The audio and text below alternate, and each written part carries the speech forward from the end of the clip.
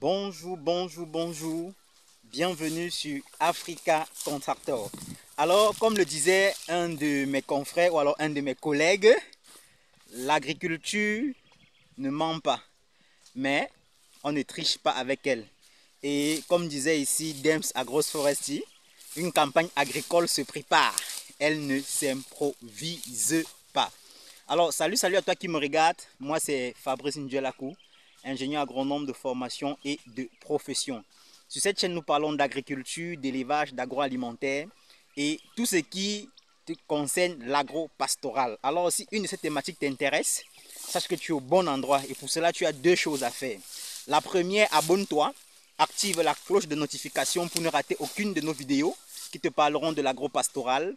Et la deuxième, partage au maximum cette vidéo dans tes différents groupes WhatsApp, Facebook, LinkedIn, Twitter et j'en passe.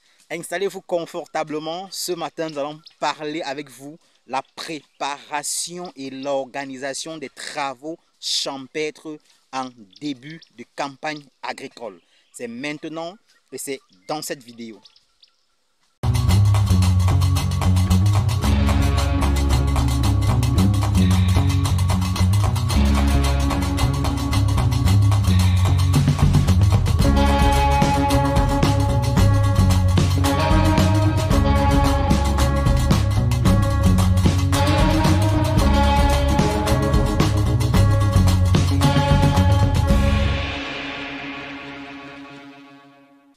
Une fois de plus, soyez les bienvenus sur Africa Contractor. Alors, comme vous pouvez le constater là, derrière moi, ça c'est une autre équipe qui est en train également de bosser. Alors, comme je le disais à l'entame de cette vidéo, aujourd'hui, on va vous parler des étapes préparatoires pour une campagne agricole. Comme je l'ai dit à l'entame de ma vidéo, certains de mes collègues aiment souvent dire une campagne agricole ne s'improvise pas, elle se prépare. Alors aujourd'hui déjà on va partager quelques éléments qui pourront vous aider à correctement organiser vos travaux et réussir votre campagne agricole. C'est hyper et super important. Restez jusqu'à la fin de la vidéo parce que le dernier élément qu'on va partager avec vous, c'est l'élément capital, c'est l'élément terminator. Ok, sans toutefois tarder, on va entrer dans le vif du sujet. Déjà, sachez que quand vous faites le choix de vos sites agricoles, il est important de faire le choix en fonction de vos visions et en fonction de ce que vous voulez faire.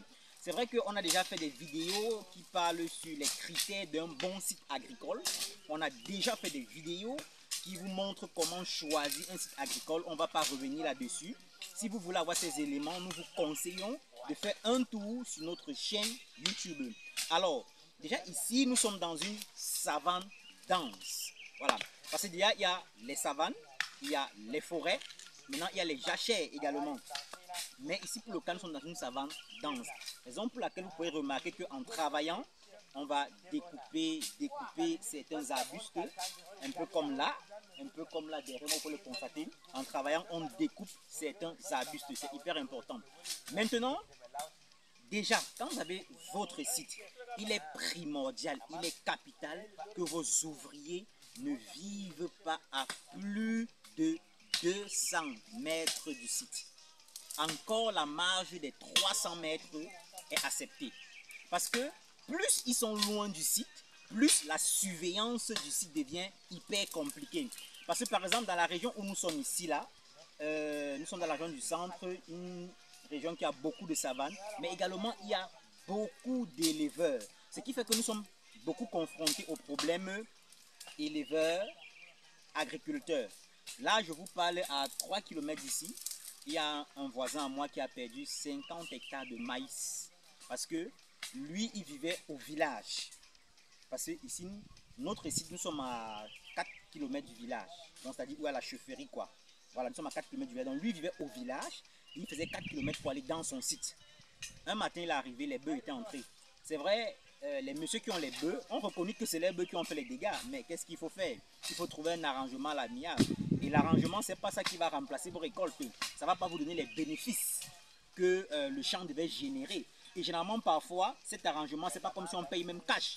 Donc parfois même ces arrangements, c'est échelonné. Donc pour ne pas arriver à ça, le premier conseil que je vous donne, il est important de toujours avoir vos cabanes sur site. Ça c'est hyper important. Maintenant, deuxièmement, quand vous travaillez dans les grandes exploitations comme la nôtre ici, il est mieux d'aller en plantation avec vos marmites. C'est hyper important parce que là, le temps de rentrer peut-être les 300 mètres à la maison pour manger midi, ça perd du temps. Or, si vous allez en plantation avec vos marmites, vous pouvez faire un petit repas vite fait là sur place, peut-être du couscous ou alors du thé. Comme ici, on a 3 équipes. La première équipe, eux, ils ont ce qu'ils appellent un café, ils appellent ça le Arda, qu'ils mélangent avec le MPC. Donc, eux, c'est ça qu'ils boivent à midi.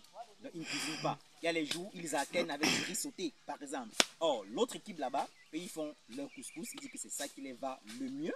Donc, c'est mieux. Moi, je propose, je vous suggère d'organiser en sorte que vos équipes aient à manger sur place. Si on est fatigué, on prend une pause et après ça, on se réveille pour travailler. On se remet pour travailler, pardon. Maintenant, le troisième conseil également que je vais vous donner, calculez bien avant de lancer vos travaux. N'ayez pas la plantation à moins 1 mois des semis ou à même 2 mois des semis. C'est où vous entrez. Parce qu'il y a toujours d'imprévus. Par exemple, là, on défriche. C'est la savane, c'est vrai. Mais il y a des arbres où le ciel doit intervenir. Ça, c'est un imprévu. Donc, il faut toujours vous donner une bonne marge de temps. Il faut toujours vous donner une bonne marge de temps pour bien organiser vos travaux. Et maintenant, dans la sélection du personnel pour finir, ça c'est l'élément le plus capital. La sélection et la gestion de votre personnel agricole. Parce que vous savez, je peux me tromper. Mais à mon avis, je crois qu'au Cameroun, les personnes qui sont robustes, résistantes au travail champêtre et à la vie champêtre, parce que vous voyez ici, on vit avec les plaques solaires, il n'y a pas de lumière, il n'y a pas vraiment de réseau à tout endroit, il y a un seul endroit où le réseau, donc cette vie-là, on sait qu'au Cameroun, il y a les anglophones et les nordistes qui supportent cette vie-là, qui sont vraiment des travailleurs. Or, parfois, quand ils se retrouvent dans un site ensemble, il y a souvent des petites tensions. Donc, il faut savoir gérer ça. Il faut savoir choisir votre personnel.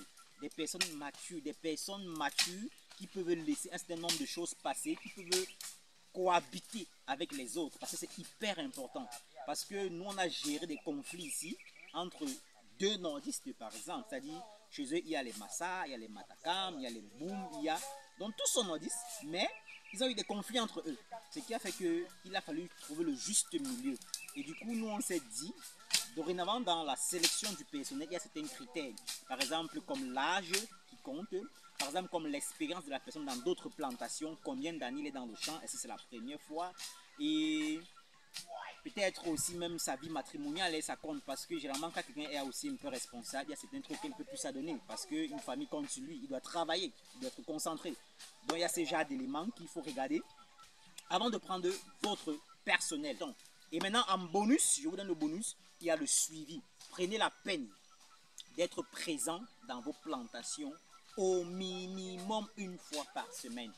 Même si vous avez recruté un ingénieur ou un technicien agricole qui vit dans le site, il est important que vous, le propriétaire du champ, vous soyez là au moins 1 fois par semaine. Si vous êtes au Cameroun. Maintenant, si vous n'êtes pas au Cameroun, faites l'effort, que ce soit un ami ou un membre de votre famille ou quelqu'un externe vienne au moins 1 fois par semaine sur le site. Cela va vous permettre de voir les rapports que l'entreprise qui gère votre projet vous donne avec les rapports que celui-là vous donne. Ça va vous permettre de voir, de faire une comparaison et de voir vraiment s'il y a la transparence dans ce que l'entreprise vous donne ou le technicien qui est sur le site vous donne. Ça vous permet vraiment que celui qui suit votre projet est suivi de manière indirecte. Je ne sais pas si vous voyez un peu. Parce que c'est un peu ça le problème avec la diaspora. Quand on sait que vous n'êtes pas là, parfois le suivi est un peu de façon laxiste. Et ce n'est pas très bon. Ok, donc voilà les quelques éléments que je voudrais partager avec vous ce matin. Merci à vous d'avoir regardé cette vidéo jusqu'à la fin. N'oubliez pas de vous abonner, n'oubliez pas de liker, surtout partagez au maximum cette vidéo dans vos différents groupes WhatsApp, Facebook, LinkedIn, Twitter et j'en passe. Merci, le meilleur reste à venir. Ciao et à la prochaine.